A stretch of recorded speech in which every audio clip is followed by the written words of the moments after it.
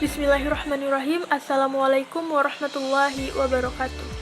Alhamdulillahi rabbil alamin wa bihi nasta'inu ala umurid dunya waddin wassalatu wassalamu ala khairid da'i limasalihal ibad wa ala alihi wa sahbihi wa man tabi'ah lil i'timad amma ba'du. Baiklah, sebelumnya marilah kita panjatkan rasa puja dan puji syukur kita terhadap kehadirat Allah Subhanahu wa Ta'ala, sehingga dimana kita dapat berkumpul kembali menyaksikan hasil presentasi dari kelompok ini dalam keadaan yang insya Allah sehat walafiat. Salawat beriring salam tak lupa kita hantarkan kepada baginda besar kita Nabi Muhammad sallallahu alaihi wasallam dengan melafazkan Allahumma sholli ala Muhammad wa ala ali Muhammad. Semoga kita yang mendengar dan juga yang melafazkan sama-sama mendapatkan syafaat yaumul akhir kelak. Amin amin ya rabbal alamin. Baiklah, sebelumnya kami dari kelompok 6 akan memperlihatkan dan akan menampilkan hasil presentasi kami.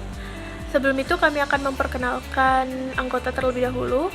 Saya sendiri Alifa Ratugina dengan NIM 20031047 sebagai pembaca materi dan juga moderator. Assalamualaikum warahmatullahi wabarakatuh.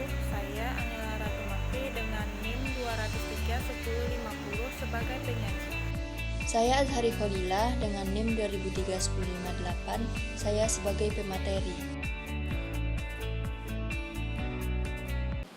Baiklah, yang pertama adalah respirasi pada hewan invertebrata dan juga vertebrata. Hewan invertebrata adalah golongan hewan yang tidak memiliki tulang belakang, berasal dari bahasa Latin yaitu in, tanpa, dan vertebrae yang itu bertulang belakang. Pada umumnya, hewan ini memiliki struktur morfologi, sistem pernafasan, dan sistem peredaran darah yang lebih sederhana daripada hewan vertebrata. Hewan invertebrata terdiri atas beberapa filum, yaitu sebagai berikut. Dan respirasi merupakan proses memperoleh gas oksigen dari udara bebas sehingga dihasilkannya gas karbon dioksida sebagai sisa metabolisme. Respirasi pada hewan menunjukkan perbedaan antara hewan yang satu dengan yang lainnya. Ada yang berupa paru-paru, insang, kulit, trakea, dan paru-paru buku. Bahkan ada beberapa organisme yang belum mempunyai alat khusus sehingga oksigen berdifusi langsung dari lingkungan ke dalam tubuh. Contohnya ada protozoa. Sebagian besar pernapasan pada hewan-hewan protozoa dilakukan secara difusi. Oksigen O2 dan karbon dioksida CO2 yang terlarut dalam air keluar masuk secara difusi melalui membran sel. Dan selanjutnya bisa teman-teman lihat. Selanjutnya ada porifera dan juga solenterata. Bisa teman-teman pause untuk membaca lebih detail. Selanjutnya, respirasi pada vermes. Cacing tidak memiliki alat pernafasan khusus. Pengambilan oksigen dan pelepasan karbon dioksida dilakukan secara difusi, kecuali pada beberapa cacing yang hidup di air bernafas menggunakan insang. Nah, selanjutnya ada moluska. Pada moluska yang hidup di darat bernafas menggunakan paru-paru seperti bekicot yang tergolong ordo Pulomalata karena bernafas dengan paru-paru. Moluska yang hidup di air bernafas menggunakan insang. Contohnya kerang laut, siput laut, cumi-cumi, yaitu bernafas dengan insang. Yang ketiga adalah Echinodermata. Echinodermata yang hidup di laut bernafas dengan insang. Hewan ini memiliki alat pernafasan yang khusus, yaitu insang yang disebut dengan insang dermal atau insang kulit. Selanjutnya adalah arthropoda. Pada hewan filum arthropoda ini ada yang bernafas menggunakan insang, yaitu hewan yang hidup di air, dan ada pula yang menggunakan trakea dan paru-paru buku untuk hewan yang hidup di darat. Pada insekta, pernafasannya menggunakan sistem trakea, spirakel atau sigman, yang merupakan tempat keluar masuknya udara pernafasan dari dan ke dalam sistem trakea yang terdapat di eksoskeleton. Nah, pada hewan yang bernafas menggunakan paru-paru buku atau yang memiliki struktur bertumpuk-tumpuk dan bentuknya mirip buku seperti kalajengking, laba-laba yang menggunakan insang, buku seperti ketam dan udang. Insang buku tumbuh dari dasar anggota tubuh yang dinding tubuhnya itu berdekatan dan menjulur ke atas ke dalam ruang branchiat. Oke, next ada respirasi pada hewan vertebrata. Apa sih hewan vertebrata itu? Nah, hewan vertebrata adalah golongan hewan yang memiliki tulang belakang sejati. Tadi tidak ada tulang ya, sekarang ada tulang belakang sejati. Vertebrata juga merupakan subfilum di dalam filum Chordata. Jadi kata vertebrata juga merupakan salah satu kategori dari takson. Nah, untuk lebih detail tentang hewan vertebrata, teman-teman bisa pause dulu dan membaca sampai bawah. Oke. Nah, vertebrata dibagi atas beberapa kelas, yaitu kelas Aves, Reptilia, kelas Amphibia, kelas Mamalia, dan juga ada kelas Pisces.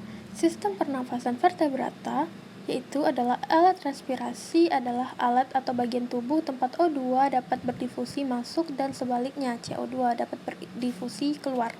Alat respirasi pada hewan bervariasi antara hewan yang satu dengan hewan yang lain. Ada yang menggunakan paru-paru, insang, kulit, trakea, dan juga paru-paru buku.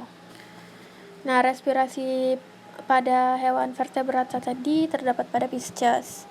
Insang dimiliki oleh jenis Pisces adalah organ pernapasan yang baik, tipis, lembab, lapisan vaskular epidermis untuk memungkinkan pertukaran gas di seluruh membran tipis insang atau lapisan yang sangat tipis dari epidermis. Oke, selanjutnya teman-teman bisa pause untuk membaca lebih detail mekanisme pernapasan pada ikan melalui 2 tahap ini. Nah, selanjutnya adalah respirasi pada amfibi. Kulit amfibi memiliki struktur sederhana dari semua utama vertebrata organ. Pada katak, jaringan kapiler terletak di bawah epidermis. Susunan vaskular memfasilitasi pertukaran gas antar kapiler dan lingkungan dengan baik, difusi ataupun konveksi. Lapisan mukosa yang lembab berlendir yang membuat kulit amfibi terlindungi dari cedera dalam pertukaran gas. Beberapa amfibi memperoleh sekitar 25% atau lebih oksigen mereka dengan pertukaran ini. Nah, selanjutnya pada aves, burung juga memiliki ventilasi paru-paru khusus, mekanisme yang memungkinkan satu arah mengalir di atas permukaan pertukaran gas. Mekanisme ini membuat paru-paru burung lebih efisien daripada paru-paru mamalia. Paru-paru burung memiliki terowongan seperti bagian yang disebut parabokus, yang mengarah ke udara kapiler ini di mana terjadi pertukaran gas. Nah, selanjutnya respirasi pada reptilia. Paru-paru reptilia berada dalam rongga dada dan dilindungi oleh tulang rusuk. Paru-paru reptilia lebih sederhana, hanya dengan beberapa lipatan dinding yang berfungsi memperbesar permukaan pertukaran gas. Selanjutnya yaitu tahapan proses respirasi pada hewan invertebrata dan vertebrata. Yang pertama yaitu respirasi pada invertebrata. A. Yaitu respirasi pada serangga. Alat pernafasan yang dimiliki oleh serangga dan ontropoda lainnya adalah trakea. Pada pembuluh trakea bermuara pada lubang kecil yang ada kerangka luar atau eksoskeleton yang disebut dengan spirakel atau stigma. Spirakel mempunyai katup yang dikontrol oleh otot sehingga membuka dan menutup. Spirakel terjadi secara teratur. Oksigen dari luar masuk lewat spirakel, kemudian udara spirakel menuju pembuluh-pembuluh trakea, dan selanjutnya pembuluh trakea bercabang lagi menjadi cabang halus yang disebut trakeolus, sehingga dapat mencapai seluruh jaringan dan alat tubuh bagian dalam. Pertukaran gas terjadi antara trakeolus dengan sel-sel tubuh. Trakeolus ini mempunyai fungsi yang sama dengan kapiler pada sistem pengangkut transportasi pada vertebrata. B. Respirasi pada kalajengking dan laba-laba. Kalajengking dan laba-laba yang hidup di darat memiliki alat pernafasan berupa paru-paru. Paru-paru buku memiliki gulungan yang berasal dari investigasi perut. Paru-paru buku ini juga memiliki spirakel tempat masuknya oksigen dari luar. Keluar masuknya udara disebabkan oleh gerakan otot yang terjadi secara teratur, baik insang buku maupun paru-paru. Buku keduanya mempunyai fungsi yang sama seperti fungsi paru-paru pada vertebrata. C. Respirasi pada protozoa. Oksigen dan karbon oksida masuk keluar melalui membran sel secara difusi. Oksigen dan karbon oksida disebut merupakan gas-gas yang terlarut di dalam air. Contohnya adalah amoeba spesies. D. Respirasi pada porifera.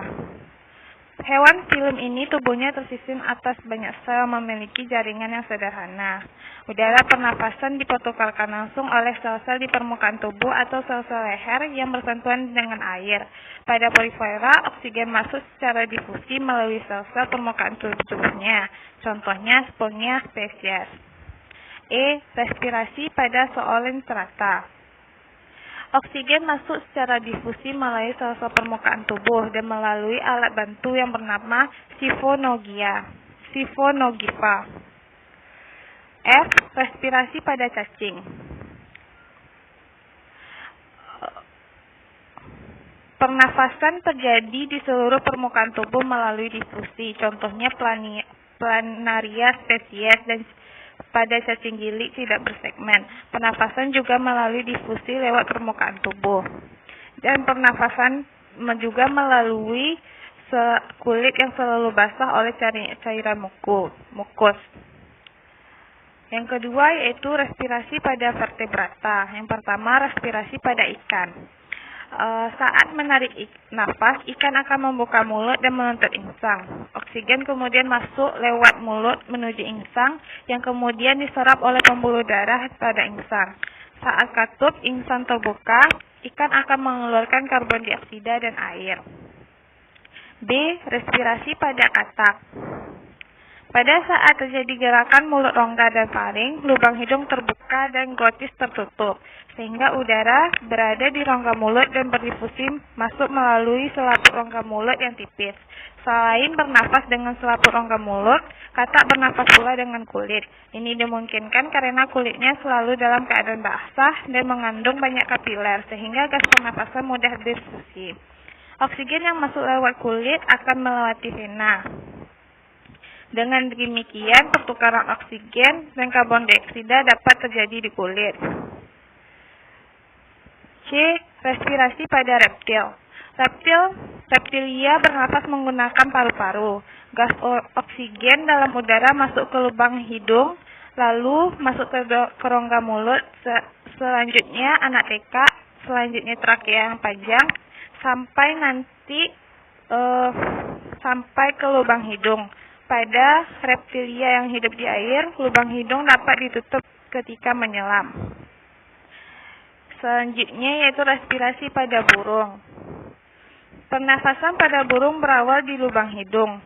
Tempat ini merupakan udara masuk kemudian diteruskan kepada celah TK yang terdapat pada dasar faring yang menghubungkan trakea. Dalam bronkus, pada pangkal trakea terdapat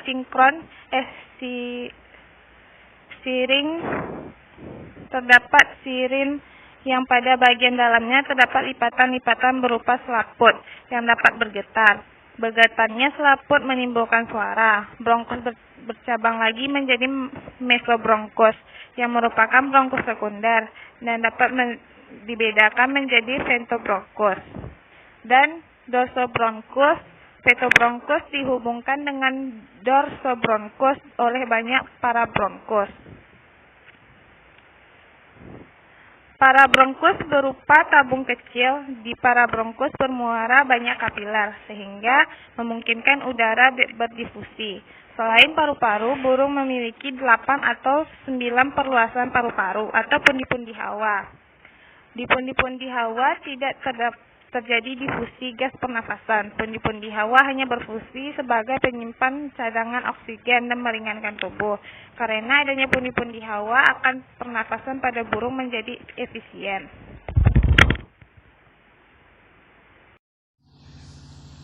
Nah, selanjutnya saya akan menjelaskan mengenai difusi dan kelarutan O2 dan CO2 dalam darah hewan.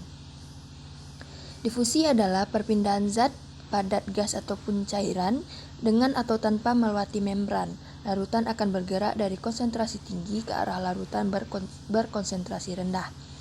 Difusi terjadi karena adanya gerak termal yang meningkatkan entropi atau ketidakteraturan sehingga menyebabkan campuran yang lebih acak. Nah, ini merupakan gambar contoh pergerakan difusi. Difusi akan berlanjut selama respirasi seluler yang mengonsumsi O2 masuk. Difusi dapat dibedakan dengan 3 cara diantaranya. Yang pertama, difusi sederhana melalui lipid bilayar. Yang kedua, difusi sederhana melalui poriprotein. Dan yang ketiga itu difusi terbantu atau facilitated diffusion. Beberapa faktor mempengaruhi kecepatan difusi zat dari satu daerah ke daerah lainnya adalah sebagai berikut. Yang pertama, makin besar selisih konsentrasi, makin besar kecepatan difusi. Yang kedua, makin kecil akar pangkat 2 molekul, makin besar kecepatan difusi. Yang ketiga, makin pendek jaraknya, makin besar kecepatan difusi. Yang keempat, makin besar potongan melintang ruangan tempat difusi berlangsung, makin besar kecepatan difusi. Yang kelima, makin tinggi suhu, maka makin besar pergerakan molekul dan juga makin besar kecepatan difusinya. Semua faktor ini dapat dinyatakan dengan rumus perkiraan bagi difusi dalam larutan, yaitu kecepatan difusi tak hingga, selisih konsentrasi X maksudnya selisih konsentrasi X luas penampang lintang X, suhu atau akar dari berat molekul X jarak. Baiklah teman-teman, itulah hasil presentasi dari kelompok kami. Mohon maaf jika terdapat banyak silaf dan salah kata. Untuk pertanyaan, tambahan, jawaban, dan juga sanggahan bisa teman-teman dan bisa kita alihkan pada forum e-learning 2 atau e-learning 3 UNP. Sekian, akhirul kalam, wabillahi taufiq wal hidayah. Wassalamualaikum warahmatullahi wabarakatuh.